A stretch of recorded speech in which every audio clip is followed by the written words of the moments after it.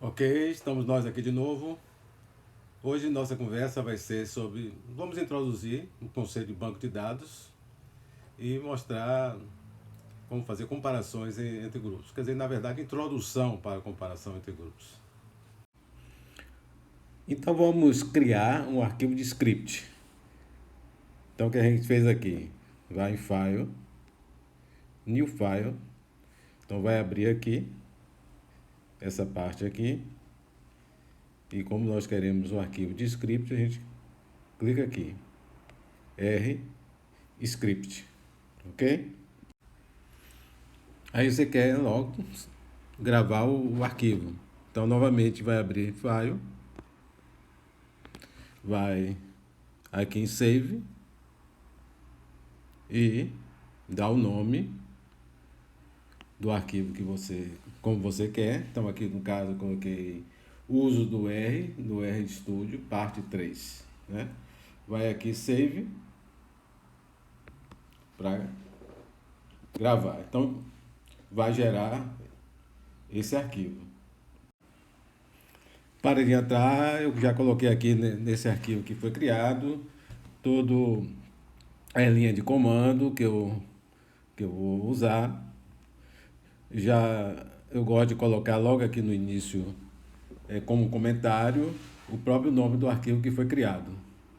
Ok? Então vamos lá trabalhar. Então aqui nós vamos introduzir o conceito de banco de dados, ou data frame, no R. Tudo que será mostrado aqui será usando funções que fazem já parte do R quando se faz a instalação. Ou seja, não vamos usar nenhum pacote ou package que trazem funções adicionais. E o banco de dados também não será nenhum banco de dados externo que pode ser carregado do R. Então vou fazer um banco de dados pequeno só para demonstração de como é que a gente vai lidar com algumas funções de banco de dados. Lembrando que para acionar cada uma das linhas de comando, então está colocado aqui como se fosse um comentário, né? Lembrando que comentário tem esse jogo da velha, o hashtag aqui na frente. Então, se vocês estão no ambiente de Windows, vocês podem usar Ctrl com Enter. Né? Se está no ambiente do Mac, Command mais Enter. Né? Posiciona o cursor onde você quer acionar aquele determinado comando, ou você coloca o cursor naquele local onde está o comando, ou cobre todo o comando e clica aqui em Run. Quando quiser limpar o console, essa é a combinação de teclas, Ctrl mais L. O que foi feito inicialmente, criamos essas duas variáveis aqui, né? Ou esses dois objetos, como queira falar, e ou clicamos aqui em Run, ou usamos a combinação de teclas no Mac e no Windows. Então vocês estão vendo aqui, foram criadas essas duas variáveis, aparece aqui também no console. Então temos a albumina e a variável doença. Vocês vão ver no slide que segue que nós vamos juntar essas duas variáveis aqui no banco. Vamos chamar esse banco aqui, poderíamos colocar outro nome, mas ele vai ser chamado de doença.alb. E nós vamos usar essa função aqui, né, data frame, para criar esse banco de dados, né, ou em inglês data frame. Está aqui, então criamos aqui doença.alb, vai ser o nome do banco de dados que nós foi dado. Então está colocado aqui na memória. E tem outras funções aqui que nós usamos. Tem essa função dim, que diz aqui no console que cada variável tem 12 registros. Só contar aqui. esses 1, 2, 3, 4, 5, 6, 7, 8, 9, 10, 11, 12 e duas variáveis. Uma variável é albumina, outra variável é a variável doença. Logo abaixo tem essas duas funções, a função head e a função tail. A função head vai mostrar os registros iniciais desse banco de dados e a função tail vai mostrar os últimos registros desse banco de dados. Então aqui, quando nós solicitamos head, listou aqui 6, ele lista as 6 primeiras, a não ser que a gente especifique quantos registros a gente quer que sejam listados. Então nós vamos vendo essas 6 primeiras aqui. Então só você olhar aqui, tem 4.2, 4.7, 2.2, 3.8, 4.2, 2.7 mostrado aqui. E tail vai mostrar as finais e nós dissemos mostra apenas as 3 finais aqui. Colocamos aqui, caso contrário, se não colocasse aqui o 3 aqui, ele teria mostrado 6. Muito bem. Então essas duas funções são importantes até para se ter uma ideia desse nosso banco. E quais os tipos de variáveis, dessas variáveis que nós criamos? A variável albumina e a variável doença. Então, usamos essa função class. Usamos aqui tanto para a albumina como para a doença, e eles foi mostrado aqui que essas variáveis são variáveis numéricas. Observe algo aqui. Para mostrar algo dessas variáveis, nós devemos colocar antes o nome desse banco de dados, doença ALB. Né? E entre o nome do banco de dados e da variável, no caso aqui albumina, vem esse sinal de moeda ou de dólar, como queiram. Né? O mesmo vai acontecer no caso aqui, quando a gente quiser falar da variável doença. Existe forma, no entanto, de se referir apenas ao nome da variável, sem falar do nome do banco de dados ou usar o sinal de moeda, e nós vamos mostrar uma forma que a gente pode fazer para evitar o nome, tem que repetir sempre o nome do banco de dados. Mas se você não se importar de estar sempre tendo que se referir ao nome do banco de dados, não tem problema e, na verdade, essa é a forma mais segura para que a gente possa identificar que essa variável pertence a esse determinado banco de dados. Lembre que muitas vezes você pode estar trabalhando mais com um banco de dados. Isso pode criar confusão. Vejam bem, o fato dessa variável doença ter sido mostrada aqui como numérica não cria nenhuma possibilidade de que você possa tratar essa variável em dois níveis. Na verdade, é uma variável categórica, né? Mas você pode fazer uma mudança nessa variável também para tornar uma variável categórica ou que a gente chama de uma variável function. Vamos ver isso no slide seguinte. Bom, aqui nós vamos solicitar a média de albumina em pacientes com doença classificada como 0 e doença classificada como 1. A doença aqui ainda está como variável numérica, mas nós só solicitamos uma média da albumina em pacientes classificados como 0 para a doença e classificados como 1. Bom, para isso nós usamos essa função, que é a função aqui, tapply, e colocamos aqui o nome do banco, doença ALB, o sinal de moeda e a variável que nós queremos saber a média.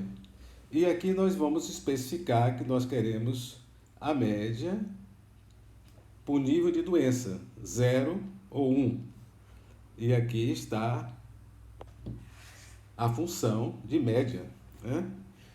Então, esse resultado ele é transferido para esse objeto, que demos esse nome, mi.albdoença.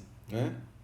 E posteriormente nós solicitamos esse resultado que está guardado nesse objeto. Então veja bem, está aqui abaixo.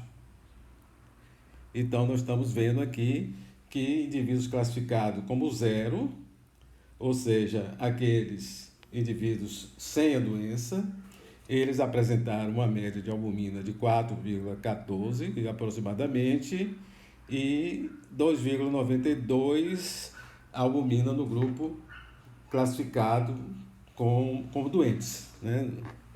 Muito bem. Também tem esse número aqui tão longo, vocês podem querer depois arredondar esse número. Existe função que pode fazer esse arredondamento, então mostrar de uma forma mais, digamos, interessante esses resultados. Muito bem.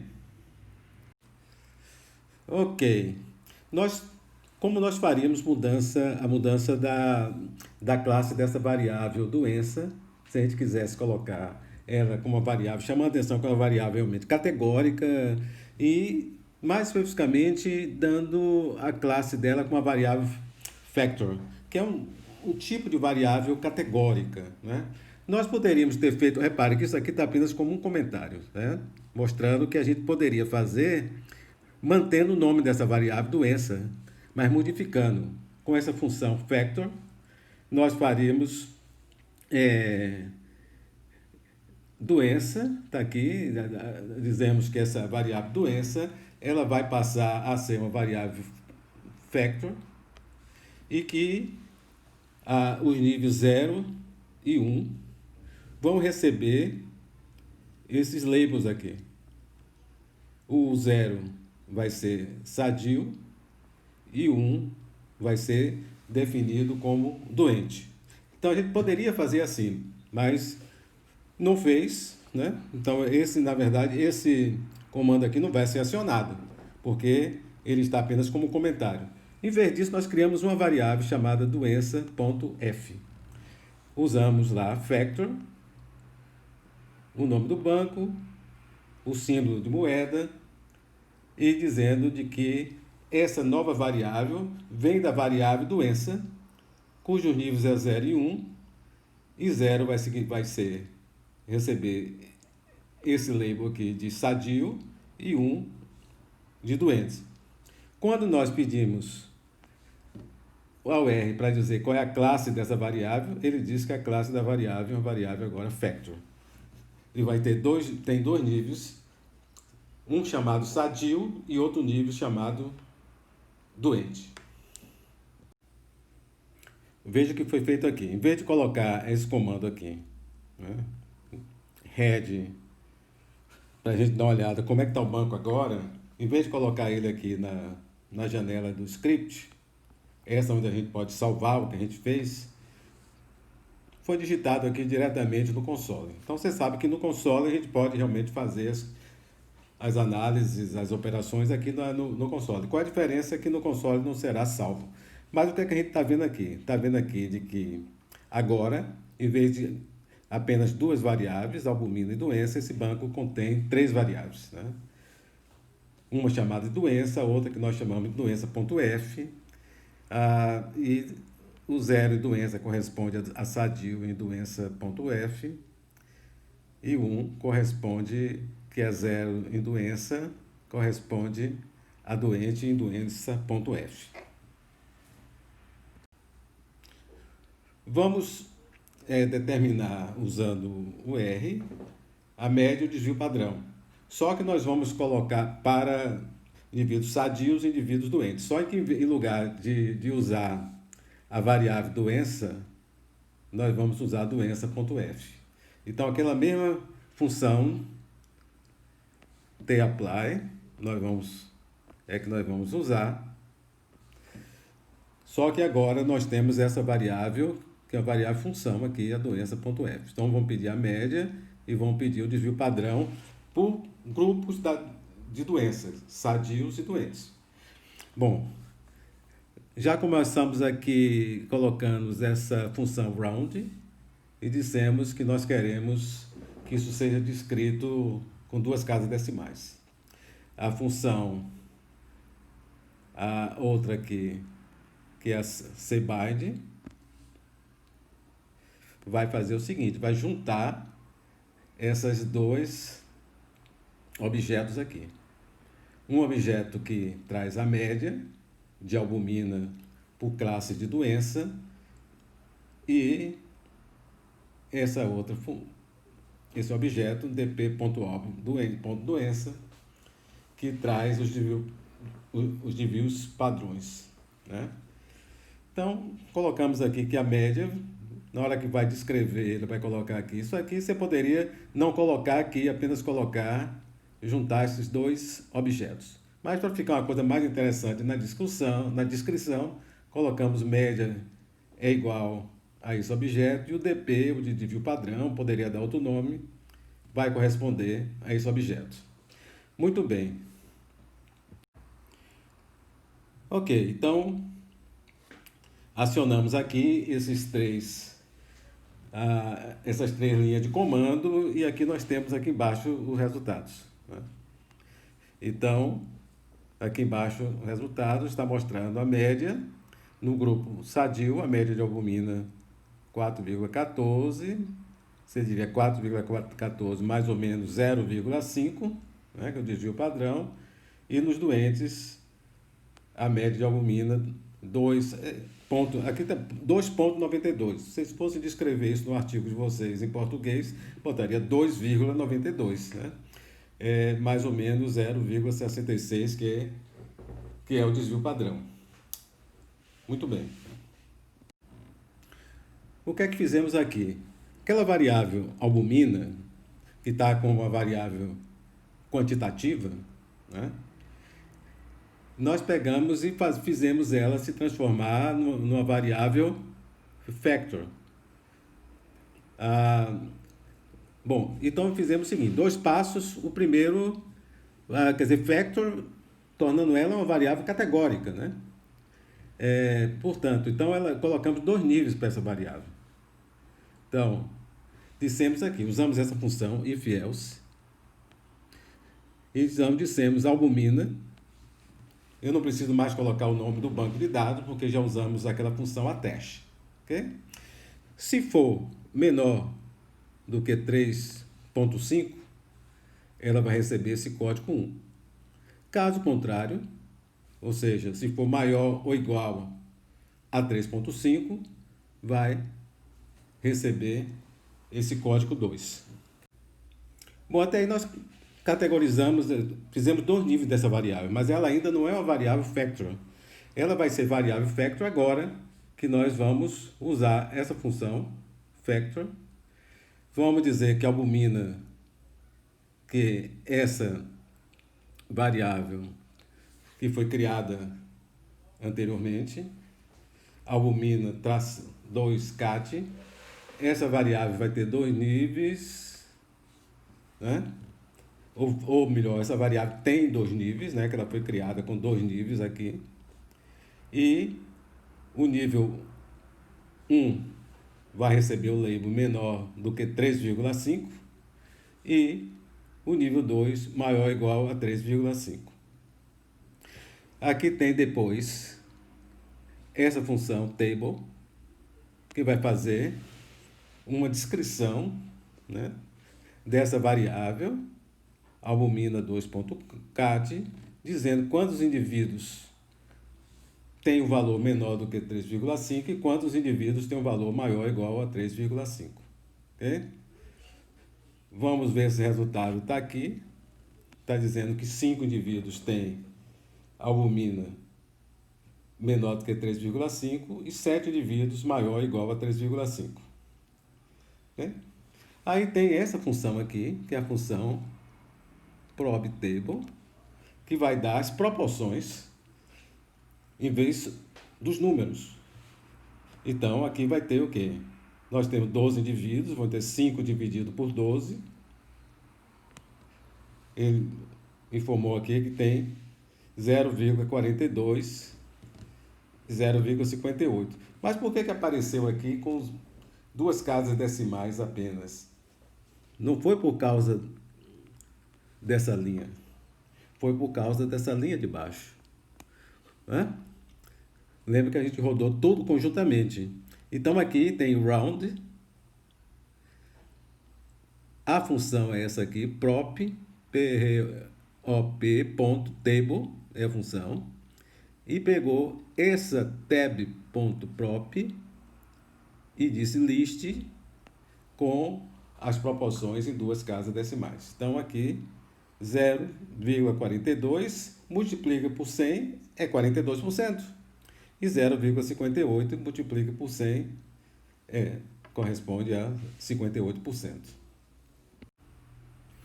Bom, aqui nós estamos cruzando essas duas variáveis, albumina categorizada em 2 níveis e doença, que é uma variável em 2 níveis. Então vamos fazer um cross-steps. E com essa função, mesma função que nós usamos antes, só para uma variável, nós estamos fazendo o cruzamento dessas duas variáveis, né? De albumina e doença, e vamos guardar ela aqui nesse objeto aqui, né? tab.doe.albin. Demos esse nome aqui.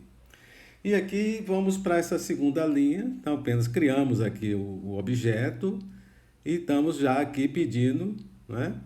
Prop table, pegando aqui esse objeto aqui e colocando ele aqui dentro, quer dizer, um prop table dessa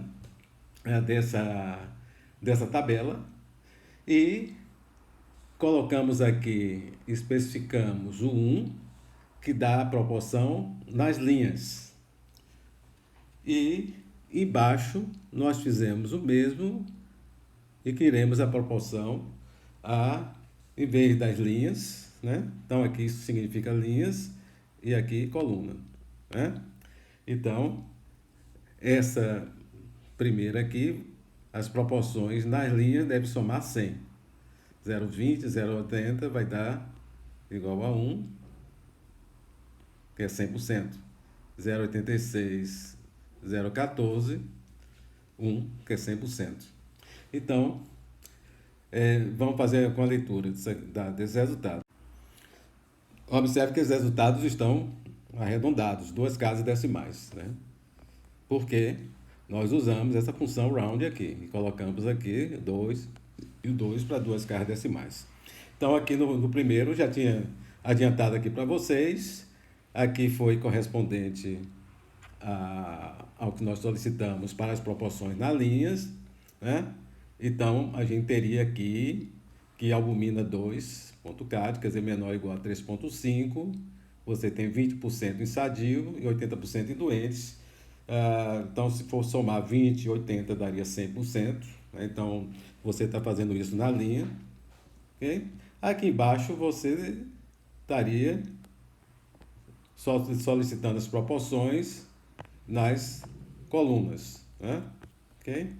Então, aqui, imaginar aqui que você está escrevendo um artigo, está colocando indivíduos sadios e indivíduos doentes e está vendo as proporções de doentes em doentes e sadios, as proporções de albumina, por exemplo, menor do que 3,5. Então, qual seria a proporção de albumina 3,5 em indivíduos sadios? Seria 14%. Né? E em indivíduos doentes seria 80%. Isso aí somado, como você está fazendo isso nas colunas, isso aqui vai ter que dar, como você está colocando aqui em proporções, não está ainda multiplicando por 100%, aqui vai ser, portanto, 0,14, 0,86 vai ser 1,1, e aqui 0,80 mais 0,20 vai ser 1, né? Multiplica por 100%, vai ser 100% aqui, 100% aqui, ok? Aqui em cima foi 100% aqui na linha e 100% na outra linha. Muito bem. Agora aqui a gente faz a comparação dos grupos, né, sadio e doente, usando gráfico. R tem uma riqueza muito grande de gráficos. Né? Aqui é o seguinte, quer dizer, por que foram criados aqui 2 gráficos, 2 figuras lado a lado? Nós usamos aqui essa função par e usamos essa opção aqui mfrow, em que tem aqui o C, o 1 aqui representa o número de linhas, então apenas uma linha, então basta um aqui. Se tivesse mais de linhas de gráficos, você poderia ter 2, 3, etc. E aqui coluna, significa que você vai ter duas colunas, tá? Aqui está a coluna 1, coluna 2 de gráficos. Ok.